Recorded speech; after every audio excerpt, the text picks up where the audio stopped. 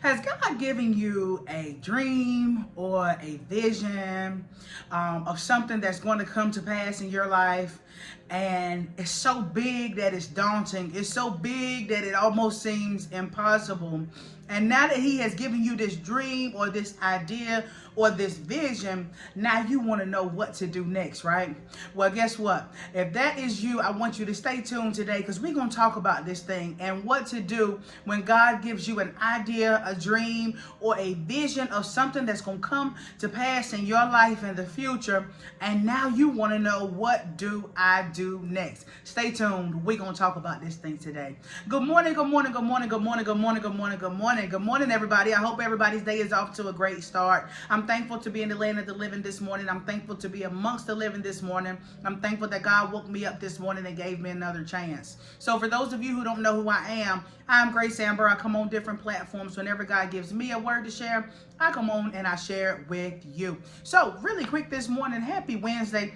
I want to talk to you really quick this morning for the topic of walking out a God idea. Walking out a God idea. What am I talking about today? Let's jump in. So what is a God idea? A God idea, simply put, is something, an idea or a dream or a vision, an idea that God has given you. And that's just at a basic level, right? And so how can you tell the difference between a God idea and a good idea?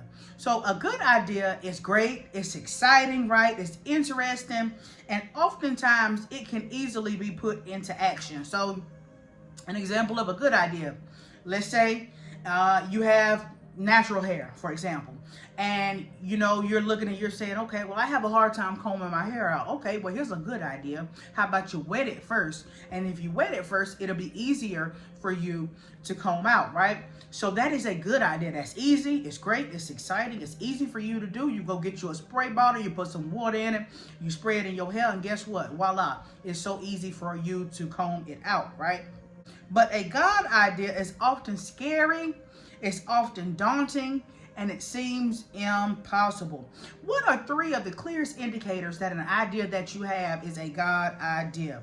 Number one, it seems impossible, but you can't dismiss it as impossible. Why? Because we serve a God that nothing is impossible with. We know that the God that we serve, nothing is impossible with him. So the first clearest indicator that an idea that you have is a God idea is that it seems impossible, but you know with God, all things are possible, right? What's the second clearest indicator that an idea that you have is a God idea? You cannot do it with your own strength, knowledge, and or resources, right? And oftentimes God will give us ideas, and one of the things we say, well, how is this going to happen? God, you telling me I'm going to do this, but I'm looking at my bank account and the math just ain't mathing. But God didn't ask you to look at your bank account. And God didn't ask you to make the math. God told you something to do. He gave you an idea. Now you sit back and do what God tells you to do. What is the third clearest indicator that an idea that you have is a God idea? It won't leave you alone.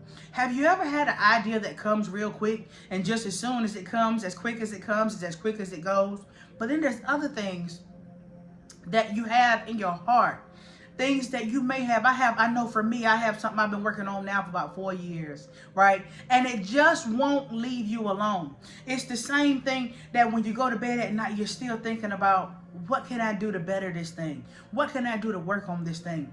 It's been years for some of you. It may have been months. It may have been days. It may have been weeks. But the bottom line is, the idea came to you, but it just won't leave you alone. Those are the three clearest indicators that an idea that you have is a God idea. So, what are some examples of God ideas? Let me make it clear. Moses, you will set my people free. That's a God idea. Why? Because how am I going to do that? Moses said. Sarah, you are old, but you will have a baby.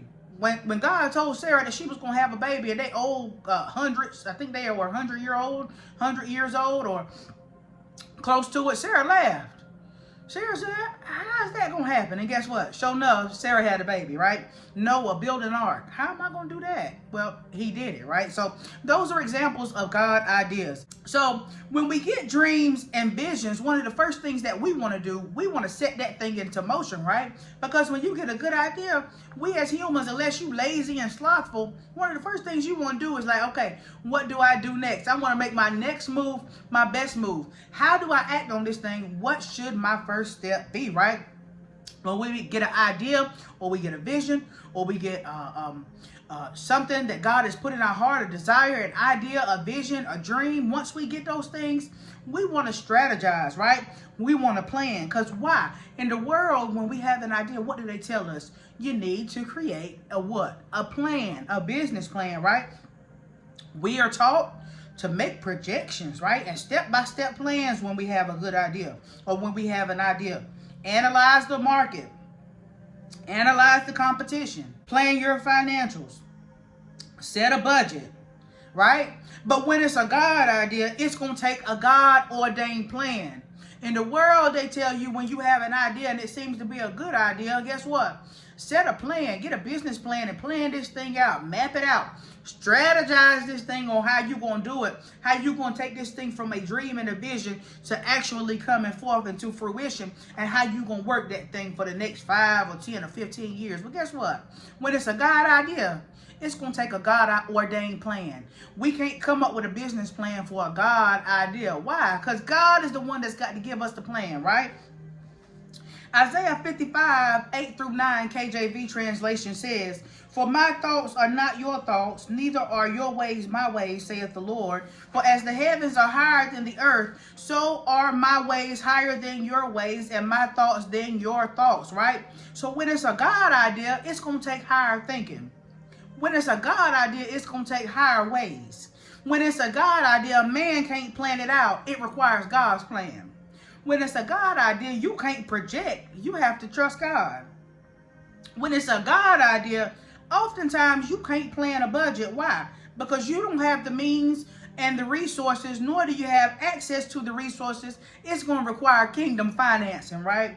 When it's a God idea, you don't have to analyze competition. Why? Because competition can't stop or block the plan or the hand of God when it's coming to this thing that God has given to you. Let me give you that again. When it's a God idea, you don't have to analyze competition. Why? Because there's no competition that can block the hand or the plan of God when it's coming to this thing. So you don't have to worry about who's out there doing what already. You don't have to worry about, is there room in the market for you? The Bible says your gift will make room for you. So you don't have to analyze competition when it's a God idea, right? We're going to talk about Moses real quick, because I'm going to give you a biblical example of what it looks like to walk out a God idea. Turn with me in your Bibles to Exodus, the 3rd chapter. I'm going to skip around. I'm going to give you the 4th through the 5th verses, and then the 7th through the 10th verses, right? NIV translation. When the Lord saw that he had gone over to look, God called to him from within the bush, "Moses, Moses." And Moses said, "Here I am." "Do not come any closer," God said. "Take off your sandals, for the place where you are standing is holy ground." The Lord said, "I have indeed seen the misery of my people in Egypt. I have heard them crying out because of their slave drivers, and I am concerned about their suffering. So I have come down to rescue them from the hand of the Egyptians, and to bring them up out of that land into a good and spacious land, a land flowing with milk and honey, the home of the Canaanites, the Hittites, the Amorites, Perizzites, Hivites, and Jebusites.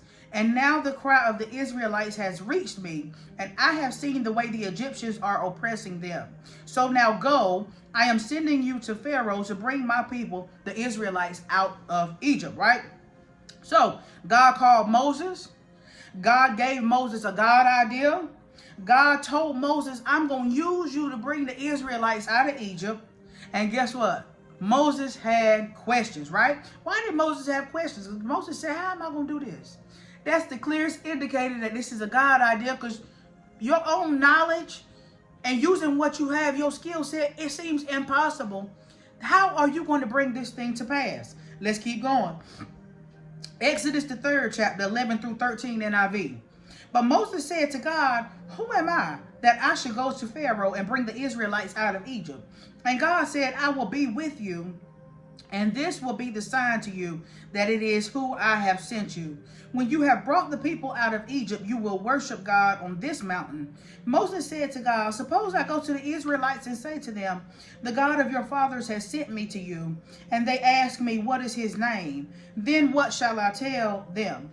So Moses had objections. God gave Moses a God idea, right? Moses not only had questions, but guess what else Moses had? Moses also had objections, right? Let's keep going. Exodus, the 4th chapter, I'm going to give you the 1st verse and the 10th verse. Moses answered, what if they do not believe me or listen to me and say, the Lord did not appear to you? Moses said to the Lord, pardon your servant, Lord. I have never been eloquent, neither in the past nor since you have spoken to your servant. I am slow of speech and tongue. Moses said, listen, I don't talk good. I stutter. How am I going to do this, right? When God gives you an idea and you get a God idea, it does not have to make sense to you. It is not the time for questions and objections. It's time to go forth and put your hand to the plow and do whatever it is that God has called you to do. For every question that Moses had, guess what? God had an answer. God is seeking a people who will do as they are told. God is seeking a people who will follow instructions. God is seeking a people who are not scared to go forth, even though it seems impossible, but their faith is so big that whatever it is that God told them to do, they are not scared to look at their bank account and say, I ain't got the money, but I tell you one thing, I got the God that has the money and the resources and everything that I need. So guess what? I'm going to go forth. God is seeking a people who will accept the call and go forth. For whatever God calls you to do, God will give you the provision and the means to bring that thing to pass. Sure enough, God strategically told Moses step by step what to say, when to say it, and how to say it. God strategically told Moses what to do, when to do it, and how to do it strategically. And when Moses walked out that God idea and allowed God to order his steps, guess what? Moses got God results, right? So shall it be with whatever the idea that God is giving you. When God gives you a God idea, he didn't ask you to go try to make some business plan. Because us with our shallow, little simple, shallow, minuscule, peon thinking, we would mess up God's idea with a business plan made by man's hand, constructed in man's mind. God said when he gives you something to do, he didn't ask you to figure it out. He didn't ask you to make the math make sense. He didn't ask you to make it make sense. He just needs somebody with willing hands and obedient hands. He's just looking for somebody with willing and obedient minds. He's just looking for somebody with willing and obedient feet to do whatever it is that he tells you to do, step by step what to say, step by step what to do, step by step where to go. You trying to figure out what, when, how, where, and how am I going to do it?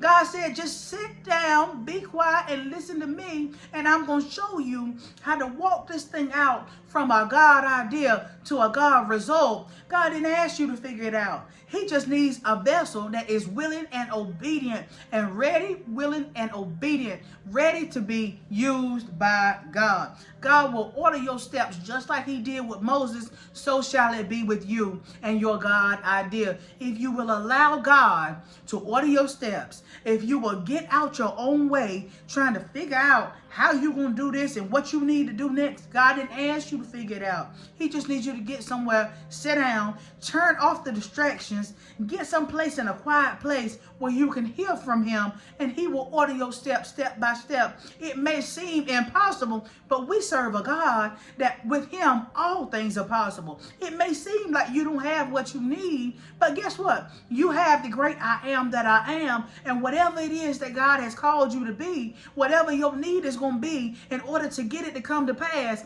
the great I am is going to be whatever it is that you need. When you look up and you say, how am I going to do this? God said, I am the great I am, and whatever it is that you need to bring this thing to pass, he will supply.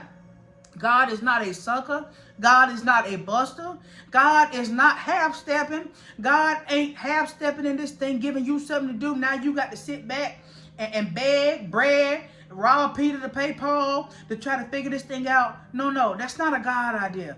A God idea, God will not only give you the idea, but he will give you the resources to do everything that you need step by step when it's time to bring this thing to fruition and to bring it to pass. And if you will let God order your steps while you walk out this God idea, you will watch it before your very eyes go from a God idea to a God result. I love you. I hope that word blessed you today. Happy Wednesday. I am Grace Amber. I'll be right back on tomorrow with another word, good Lord willing.